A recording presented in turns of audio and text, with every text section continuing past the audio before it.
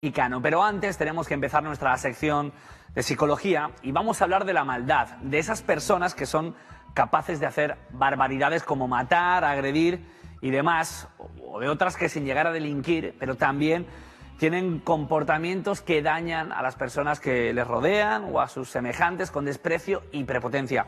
Magda Alfagol, buenas tardes. Buenas tardes. ¿Existe esa maldad? ¿Existen las malas personas? Bueno, esa es una de las cuestiones que nos hemos planteado psicólogos, criminólogos, el por qué hay determinadas personas que sin motivo aparente, sin ningún tipo de causa justificada, bueno, pues se dedican a dañar a los demás. Y parece ser que está ampliamente aceptado que sí, que existe la maldad. ¿Pero nacen siendo malos o se hacen malos con el paso de los años? Normalmente cualquier patrón de personalidad, ya sea, bueno, pues adaptativo, desadaptativo, funcional o disfuncional, suele confluir tanto un componente genético, la herencia, una carga de la herencia, pero también esas cosas que nos van pasando, las experiencias que tenemos a lo largo de la vida que van configurando nuestra personalidad y podemos convertirnos en personas buenas, personas malas, generosas, tacañas, etcétera. Vamos a ver algún ejemplo de lo que estamos hablando porque a lo largo de la historia tenemos infinidad de casos y de personas que cometieron barbaridades, como estamos diciendo, contra sus semejantes y que no solo se arrepintieron, sino que también se vanagloriaban de ello. ¿Pero por qué actuaban con estos motivos de maldad? ¿Eran personas influidas o fueron hechos que fueron aconteciendo en su vida los que le llevaron a ser así de malos? Vamos a verlo en estos ejemplos. De los 7.400 millones de habitantes que pueblan la Tierra, solo el 4% se considera que son malvados, sin causa, sin razón aparente, simplemente infames. La historia ha dejado ejemplos claros de maldad intrínseca, personajes que son una lacra en el devenir de la humanidad, seres de los que aún décadas después de su muerte nos sentimos avergonzados de compartir con ellos, aunque solo sea el término hombre. Hoy nos preguntamos si incluso esas personas de actos diabólicos vivieron una vida y unas circunstancias abocadas a hacer el mal, si esas personas, de haber nacido en otro punto de la Tierra, podrían haber sido diferentes. El destino del Reich depende de mí. Mientras viva, pensaré solo en la victoria. Aniquilaré a todos aquellos que se opongan a mi voluntad. Hitler.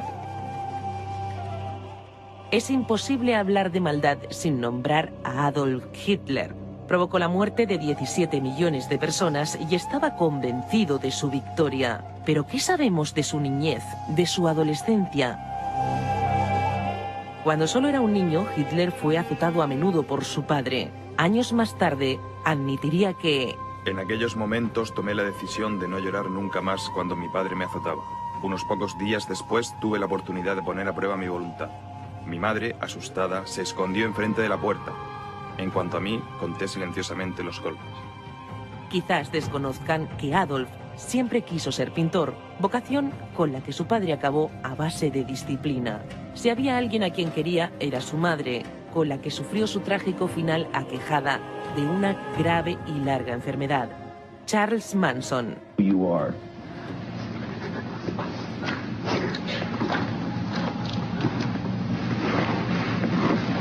Nobody. I'm nobody. Famoso criminal y músico estadounidense conocido por liderar lo que se llamó la familia Manson. Un grupo de seguidores de Manson que surgió en el desierto de California a finales de los años 60. En 1971 fue declarado culpable de conspiración por cometer los asesinatos de 7 personas. Manson fue abandonado por su madre alcohólica y acogido a muy temprana edad por sus tíos, que intentaron deshacerse de él metiéndolo en un orfanato. Se cuenta que su madre lo cambió por una jarra de cerveza y que posteriormente tuvo que ser recuperado por su tío. Estuvo en prisión varias veces y poco a poco se fue transformando en un ser cada vez más oscuro. Pero un caso de una crueldad sin precedentes lo vivimos en nuestra región.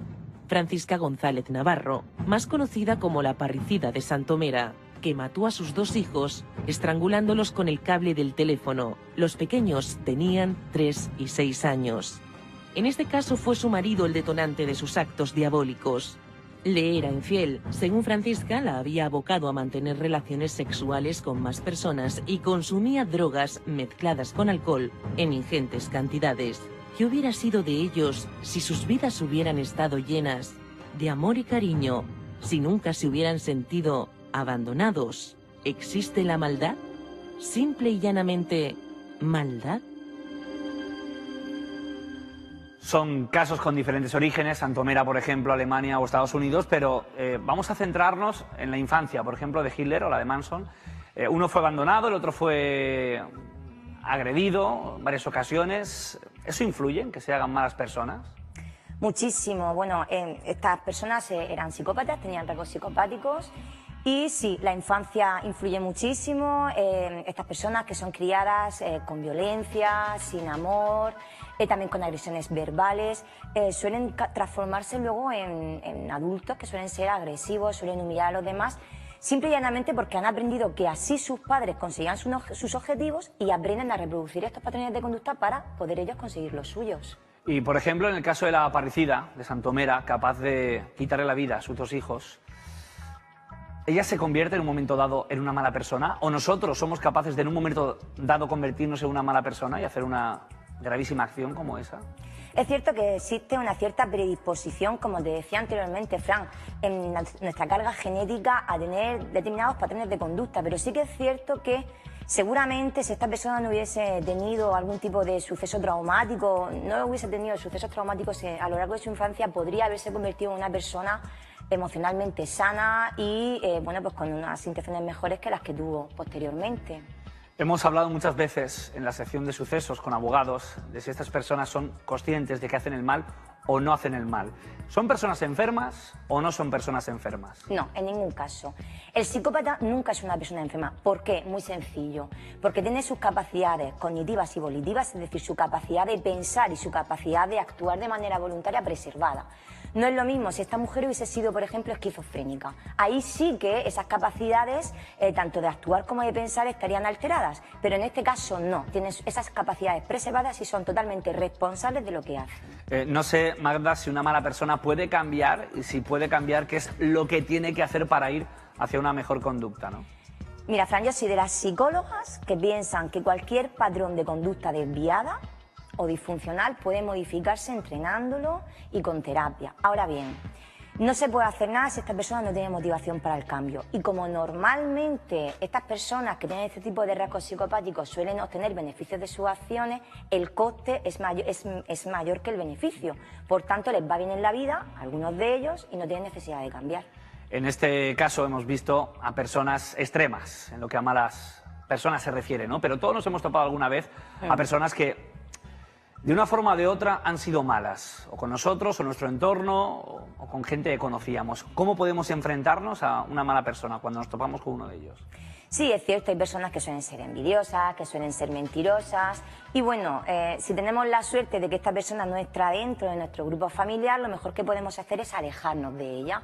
Pero si tenemos la desgracia de que nos ha caído esta persona mala o esta persona poco recomendable dentro de la familia, bueno, pues podemos adoptar una serie de pautas, como por ejemplo poner límites, saber decir que no, esa asertividad, bueno, pues para poder sobrellevar un poco esas malas intenciones de este familiar que es pernicioso.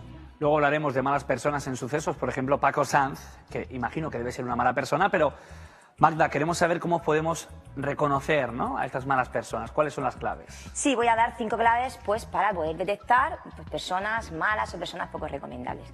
En primer lugar, estas personas no suelen tener relaciones duraderas, es decir, evidentemente al ser personas que producen daño, que producen malestar a los demás, suelen quedarse solos. Entonces es habitual que este tipo de personas, bueno, pues no tengan relaciones con los familiares, que no tengan amigos muy duraderos, suelen tener relaciones esporádicas con las que además siempre suelen tener muchísimos problemas, que además culpan de esas relaciones malas, suelen culpar siempre a los demás, ellos nunca tienen culpa. Por otro lado, suelen ser personas muy egocéntricas, piensan que son el centro del universo, que ellos son los que tienen el derecho de su bienestar, ellos piensan que, bueno, tienen derecho a todo y por encima de los demás. Además, suelen ser muy narcisistas, se suelen sentir superiores a los demás. Por otro lado, suelen carecer de empatía, es decir, estas personas bueno, pues tienen muchísimas dificultades para ponerse en el lugar de los demás, suelen costarle mucho trabajo darse cuenta de que con sus actos pueden hacerle daño a la gente y además lo peor de todo es que carecen de sentimientos de culpa. Por otro lado, son personas que disfrutan de la desgracia ajena, evidentemente suele ser gente muy envidiosa, que desea tanto las propiedades como la vida, como las relaciones que tienen los otros y cuando a alguien le pasa algo malo suelen alegrarse y además suelen justificar esa desgracia, ¿no? Es muy habitual que digan, bueno, es que se lo merecía. Y por último suelen ser personas muy manipuladores, utilizan a los demás para conseguir sus objetivos y además son capaces de hacer cualquier cosa para salir beneficiado y salirse con la suya. Por tanto, si conocéis gente así, tenéis gente así alrededor, bueno, tenéis que aprender a poder neutralizarlas y que no se afecte. Pues Magda, has dado las 5 claves y se me viene más de una a la cabeza, pero no lo voy a decir porque tendríamos un lío. Muchas gracias, como siempre, A ti, Fran. por esos sabios consejos. Hoy hablando